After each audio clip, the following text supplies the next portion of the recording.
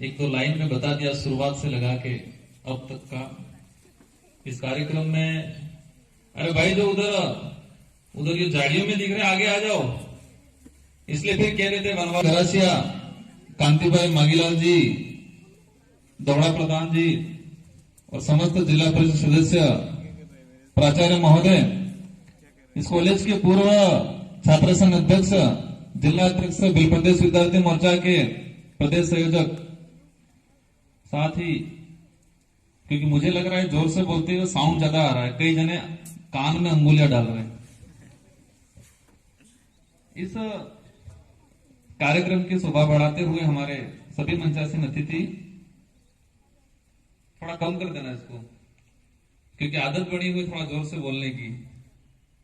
हमारे सारे मेरे गुरु रहे और मैं इनका शिष्य रहा हूं। इस कॉलेज के समस्त स्टाफगण,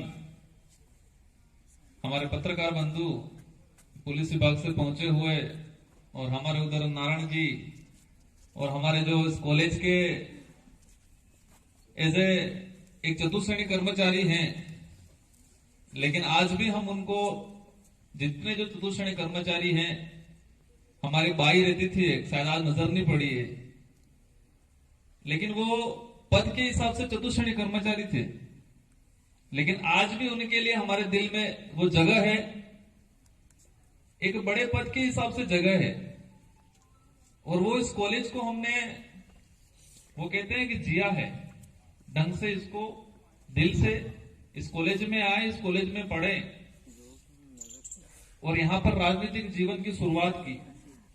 ये हमारे डूंगरपुर जिला मुख्यालय का सबसे बड़ा कॉलेज है, और ये कॉलेज युवा अवस्था में एडमिशन लेते हैं हम।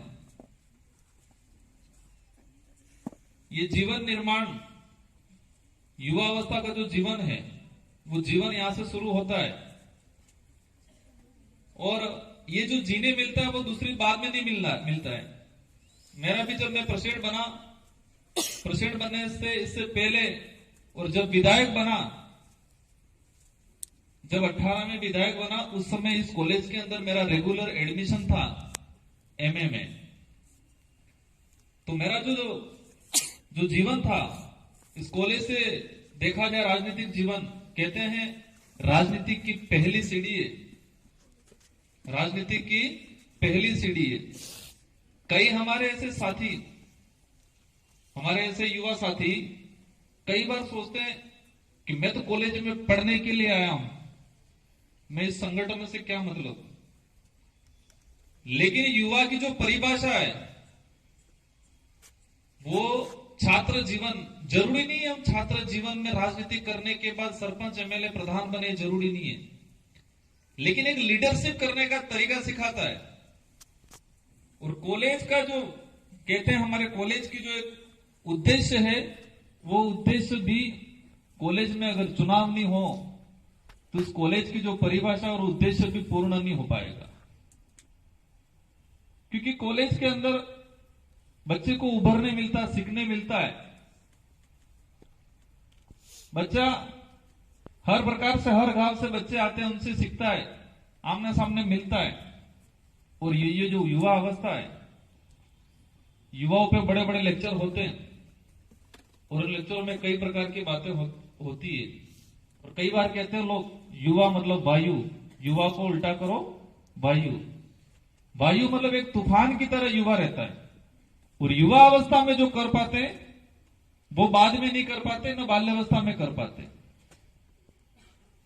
युवा वायु, लेकिन हमें वायु में उड़ जाए ऐसे नहीं बनना है, वायु में उड़ जाए ऐसे युवा नहीं बनना, मजबूत युवा बनना है, ताकतवर युवा बनना है, शारीरिक रूप से, मानसिक रूप से मजबूत बनना है।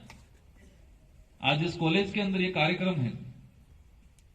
मेरा सौभाग्य था, मैं 2013 के अंदर प्रेसिडेंट बना था, और उस समय जो कार्यक्रम कराया था, इसके बाद हमारे जितने जो यहां बैठे हुए प्रेसिडेंट हैं पूर्व, जो एक जुनून रहता है, हम राजनीति में आए, अच्छा परसेंटेज बना, ऐसा नहीं है राजनीति के आने का। मैंने 5 बार कॉलेज में एडमिशन लिया, मैं प्रीवियस में सर 5 बार रेगुलर, लेकिन एग्जाम नहीं दिया। बोर्ड फॉर्म नहीं भरा। क्यों? क्योंकि इस बार बोर्ड फॉर्म भर देता तो पिछली बार फिर एडमिशन नहीं मिलता,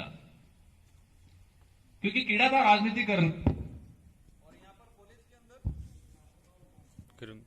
कॉलेज के अंदर ये नियम है कि रेगुलर स्टूडेंट है वही इस संस्था के मतलब इस चैम्बर के अंदर, इस परिसर के अंदर घूम सकेगा चुनाव के वक्त। तो एक ये कि मेरा एडमिशन है इस कॉलेज में, हम चुनाव कराएंगे, और चुनाव में यहाँ रहते थे और सीखते थे, पढ़ते थे, परसेंटेज भी अच्छा बनाया है, क्योंकि रेगुलर एडमिशन चाहिए तो परसेंटेज अच्छा होगा तो ही रेगुलर मिलेगा एमए में, ऐसे एडमिशन नहीं मिलता है। तो सब कुछ किया है। मैं बता रहा था, कुछ लोग सोचते हैं कि हमें इसमें नहीं जाना चाहिए, ये है वो है। अगर आपने कॉलेज जीवन नहीं सीखा है, कॉलेज जीवन में आपने ढंग से नहीं जिया, तो आपने जिंदगी कुछ नहीं जी है। हम सुबह 10 बजे से 5 बजे तक भी रहते थे, क्लासेस चलती नहीं चलती, लेकिन यहां रहते थे, पीछे लाइब्रेरी है।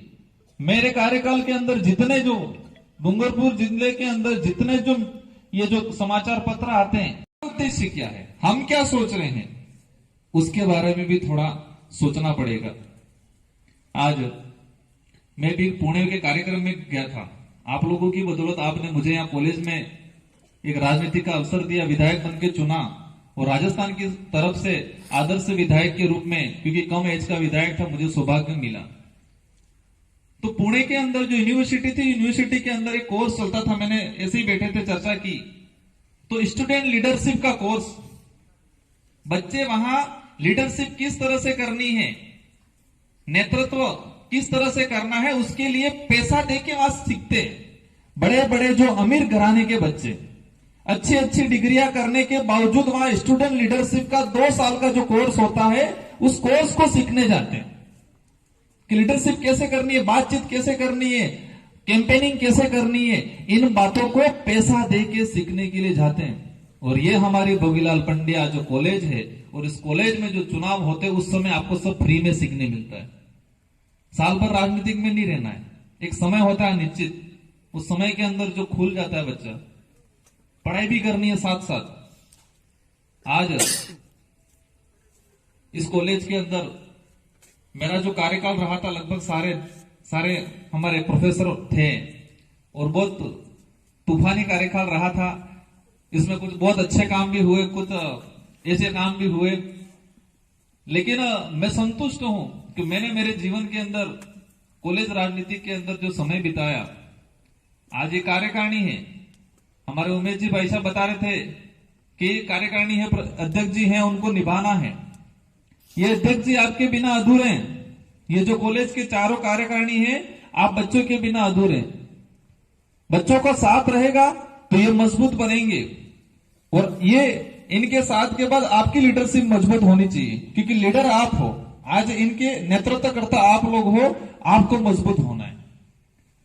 मैं विधायक था, उस समय एक किस्सा हुआ था, क्योंकि तब उस समय हम समझते नहीं थे क्या ये कानून वानून क्या है, आचार संहिता लगी थी। आज तो आप ऑनलाइन घर बैठे भी चालान कट जाता है आपका, ई मित्र पे जाके बोर्ड फॉर्म का जो फीस रहती है उसका चालान कट जाता है।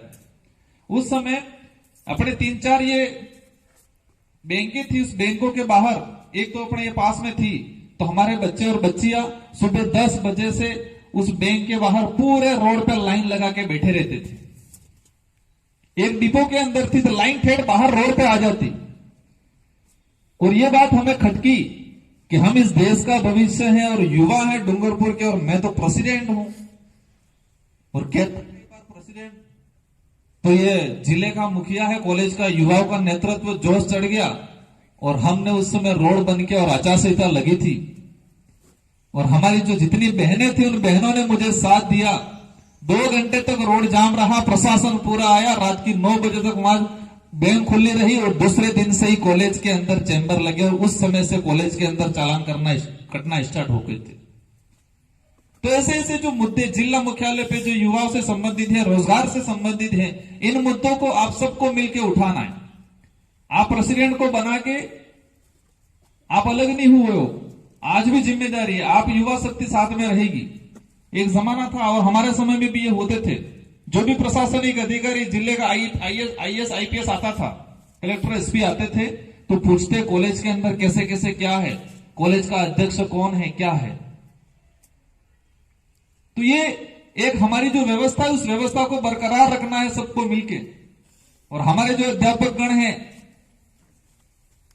जो गुरु रहे हैं हमारे, एक तो मैं 7वीं क्लास में पढ़ रहा था, मैडम ने मेरे को 7वीं 8वीं में पढ़ाया वहां, और फिर कॉलेज में भी उन्होंने पढ़ाया। तो जितने सारे प्रोफेसर हैं उनसे मैं कहना चाहूंगा कि आपको भी इन बच्चों पे इतनी मेहनत करनी है, कल उठा के मेरे जैसा कोई और आएगा यहाँ पर, आपको गर्व महसूस होगा कि ये मेरा स्टूडेंट है, इनको मैंने डंडे मारे थे, इनको मैंने डांटा था, ये गर्व आपको भी होगा। इसलिए अपना परिवार समझ के, अपने बच्चे समझ के इनको गाइड करना है और इनको पढ़ाना है, अच्छा एजुकेशन देना है। भौतिक सुविधाओं पे बात आई थी, इसमें मैं थोड़ी देर बाद आऊंगा, लेकिन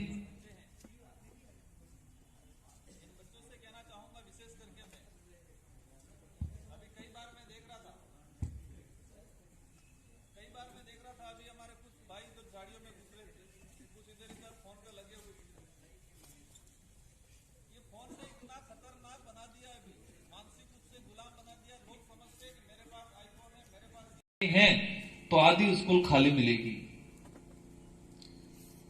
मैं उस चीज पे नहीं आना चाह रहा हूं, लेकिन ये चीज हमें धीरे धीरे, मैंने सीकर से बीएड किए और विधायक बनने के बाद कई राज्यों में जाने का मुझे अवसर मिला। उन राज्यों के दूसरे इलाकों के दूसरे जिलों की जो स्थिति देखी, बच्चों की जो स्थिति देखी, काफी डिफरेंस आई। आपने भी जानकारी मिली होगी, मैं विधायक बना उस समय सोचा था मैं युवाओं के लिए, बच्चों के लिए कुछ करूं, एजुकेशन के लिए कुछ करूं। 84 विधानसभा क्षेत्र के अंदर भौतिक जो मेरी कैपेसिटी के हिसाब से मैंने किया।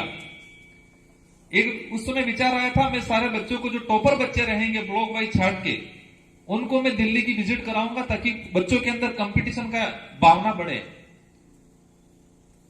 बाकी बच्चे भी कहीं के आकर्षित हो और हमारे इलाके में जो एजुकेशन का माहौल नहीं वो माहौल बने। तो मैं जब दिल्ली लेके गया तो मुझे गर्व हुआ और थोड़ा ये भी हुआ यार, अपना नाम हुआ यूं। लेकिन एक झटका लगा जोरदार, जब मैं संसद भवन के अंदर गया, रिसेप्शन के बाहर बैठे थे हमारे बच्चे, एक चेंबर, इतनी चेंबर थी, तो दूसरी स्कूल के बच्चे आए थे, तो 20 बच्चे ही एक चेंबर पे आए और हमारे 50 से 50 एक चेंबर पे, एक जो बेंच लगी थी उस बेंच में फिट हो गए। और फिर वहां का स्टाफ कहने लगा ये बीमार बच्चे कहां से आए, तो तब मेरे को झटका लगा और मेरा खुमार सारा उतर गया कि हम किस दिशा में काम कर रहे हैं और हमारे इलाके की स्थिति क्या बन रही है। वहां के स्टाफ चर्चा कर रहे थे आपस में, ये बीमार बच्चे कहां से आए, शारीरिक रूप से हम कितने कमजोर हो रहे हैं, और शारीरिक रूप से कमजोर होने के पीछे कारण क्या है। हमारी जो दैनिक जीवन की जो दिनचर्या है, खाने पीने का जो ढंग है, वो ढंग सही नहीं है। और हम इतने खतरनाक हो गए, 6ठी 7वीं में होते हम व्रत करना स्टार्ट कर देते हैं, मनसा व्रत, और भगवान भी इतना खतरनाक है, 3 साल में आशीर्वाद देते हैं और 11वीं 12वीं में सारी इच्छा पूरी हो जाती है, और फिर केस आते रहते हैं हमारे पास। आप समझ गए होंगे क्योंकि आप सब 12वीं पास करके आए हो। किसी भी ग्रंथ में, किसी भी शास्त्र में नहीं लिखा है कि भूखे रहने से या व्रत करने से ही आपको आशीर्वाद मिलेगा, ये किसी ग्रंथ में नहीं लिखा हुआ। आस्था रखनी है। मैं तो कहता हूं अपन शारीरिक रूप से मजबूत हो जाओ। हम सब पढ़े लिखे हैं, हमने स्कूल में पढ़ा है, स्कूल जीवन के अंदर कि 12 साल से 18 साल की जो उम्र है, ये जो उम्र है हमारे शरीर का जो समग्र विकास होता है उस उम्र के अंदर। हम खाना भी उस उम्र में खा पाते हैं, इसके बाद हम खाना नहीं खा पाते, एक लिमिटेशन आ जाती है। जो विकास का जो समय है, हम उस समय को बर्बाद करने में, हमारे शरीर को बदबहार करने में लगा देते हैं। इसलिए ये चीजें हमें बोलनी पड़ती है यहां, क्योंकि हमें सुधार की सख्त जरूरत है। पूरे देश के अंदर मैंने देखा, कई राज्यों में गया और मैंने पढ़ा इधर इधर, तो सबसे कुपोषित इलाका जो है वो हमारा जो बिलखंड के नाम से जानते हैं, मध्य प्रदेश का झाबुआ, ये अलीराजपुर वाला इलाका, उधर ये महिसागर वाला गुजरात के अंदर इलाका, ये जो बिलखंड के नाम से जाना जाता है, वही इलाका सबसे कुपोषित इलाका है वर्तमान के अंदर। हमारे पूर्वज इतने कमजोर नहीं थे, बहुत ताकतवर थे, शेरों से लड़ते थे, और हम इन फोन में, ये कुरकुरे चिप्स में ऐसे घुस गए कि शारीरिक रूप से खत्म हो गए। 30-33 किलो से ऊपर से वजन ही नहीं हो रहा है। कहते हैं स्वस्थ शरीर के अंदर ही स्वस्थ मस्तिष्क का वास होता है। अगर हमारा शरीर ही स्वस्थ नहीं है तो दिमाग भी स्वस्थ। आज मैं यहां पर आया हूं, सुबह उठ के 3-4 दिन से रेगुलर कार्यक्रम कर रहा हूं, मैं स्वस्थ हूं इसलिए यहां पर आया हूं। अगर मैं बीमार होता, यहां पर नहीं आ पाता, और आ भी जाता, मैं ढंग से बोल नहीं पाता। इसलिए शारीरिक रूप से मजबूत हो जाओ, और युवाओं की जो परिभाषा है उस परिभाषा को बरकरार रखो। कह रहे होंगे लंबे चौड़े घर पे 5 बजे बाद ही खाना बनाना है। कॉलेज के अंदर अभी भी मैं कभी कभी आता हूं, दूसरी गाड़ी लेके इधर घूम के वापस जाता हूं, तो 2 बजे बाद तो कोई बच्चा ही दिखता नहीं है। और 7,000 रेगुलर यहां पर हैं। लाइब्रेरी में बाहर जाएंगे 500 रुपया देके बाहर वो लगी है, वहां पर जाकर पढ़ते हैं, और हमारे कॉलेज की लाइब्रेरी खाली रहती है। हमारे समय में हम रैंकिंग भी करते थे थोड़ी थोड़ी, इससे पहले बहुत ज्यादा होती थी। ये थोड़ा थोड़ा होना चाहिए ऐसा लग रहा है। आज पूरे डूंगरपुर जिले के अंदर आज आप लोग देश के भविष्य निर्माता हो। इस जिले का भविष्य आप हो, इस समाज का भविष्य भी आप हो। आपको देख के पीछे वाली पीढ़ी सीखेगी। देश के अंदर जो हालात हो रहे हैं बहुत खतरनाक हालात हो रहे हैं। अभी बात हो रही थी भौतिक सुविधा को लेके, यहां पर हमारे प्रोफेसरों को लेके 84 पद स्वीकृत है शायद, और ये जो विद्या सबल वाले सब मिला के 20-25 ही हैं। मतलब 20 से 25% पद ही भरे हुए, बाकी सब खाली है। देश के अंदर आप सब समझ रहे हो, आपको ध्यान देना पड़ेगा, क्योंकि वो भविष्य आपके हाथ में आएगा आने वाले समय में, और तब देश खोखला हो चुका। आज निजीकरण पे राज्य सरकार और केंद्र सरकार सब निजीकरण पे लगी हुई है। ये कौन खतरा है, और ऐसे खतरे वाले संगठन लोगों को उस समय जवाब देना पड़ेगा। हम यहां तो चिल्ला लेंगे ना, वहां जाके दूसरी जगह करेंगे तो मजा नहीं आएगा। ये समझने की बात है। आज डूंगरपुर हमारे ये जो कॉलेज है, इस कॉलेज की जो कार्यकारिणी है, उस कार्यकारिणी को कहना चाहूंगा कि हम लोग भी इस पद से गए हैं। इस पद की गरिमा बनी रहेगी, इस पद के अनुरूप काम होगा तो हमें भी गर्व होगा। और आपको मजबूत रहना है, समय देना है। इस कॉलेज के अंदर छात्रों की जो समस्या को लेके लड़ना है। मेरे सामने जो बात आई है अभी, एक तो कुछ भवन की बात आई थी, स्टाफ की बात आई है, इनके लिए हम करेंगे। मैं भी विधायक बना उस समय कई यहां से मांग आई, मैंने एक सोलर, क्योंकि हर प्रत्येक माह यहां पर 20 से 25,000 रुपया बिल आता है शायद, तो ये पैसा हमारे छात्र कोष या विकास फंड से जाता होगा। तो हमारे कुछ साथियों ने, अभी साथी बोलो या पूर्व गुरु बोलो, उन्होंने मुझे बताया था ये चीज करो, तो मैंने किया था। लेकिन हमारी जो विधायक कोटे की जो गाइडलाइन है उसमें दिक्कत आया, तो फिर मैंने ये सीसी सड़क का करवाया, और ये कुछ साइड में जो रह गए थे ये फर्श आ रहा है, ये फर्श मैंने करवाया। उसके लिए भी मुझे काफी संघर्ष करना पड़ा, क्योंकि मेरी विधानसभा 84 क्षेत्र है, ये मेरे विधानसभा क्षेत्र का एरिया नहीं पड़ता है। तो मुझे जयपुर तक लेटर भेज के वहां से परमिशन लेके इसके बावजूद करना पड़ा। उसको कराने में मुझे साल भर लग गया। बाकी अभी जो कुछ बात आई है, वहां का रोड अधूरा है, वो भी कराएंगे। और मेरे कॉलेज प्रशासन से विशेष अनुरोध है, हमारे यहाँ कैंटीन बनी हुई है, बच्चे बाहर जाते हैं नाश्ता करने के लिए, कैंटीन जल्द शुरू करवाए। छात्र संघ कार्यकारिणी और कॉलेज प्रशासन मिलकर इसको शुरू करवाए। किसी प्रकार की बाधा आती है, हमारे लिए कोई बात हो तो वो हमें बताए, हम मदद करेंगे। और मैं आया है, हमारे यहाँ जो प्राचार्य का जो बोर्ड है और छात्र संघ का जो बोर्ड है, मैं उम्मीद करूंगा कि मुख्य द्वार पे ही यहाँ पर छात्र संघ अध्यक्ष रहे हैं, उनका बोर्ड लगना चाहिए। तो हम भी कभी कभी आए तो लगेगा, हम 2013-14 में थे, और आपके प्राचार्य जी का लगाना ही है। साथ ही लाइब्रेरी को इतना डेवलप करो आप सब लोग। इसमें हमारी ओर से भी जो मदद चाहिए हम मदद करने को लिए तैयार हैं।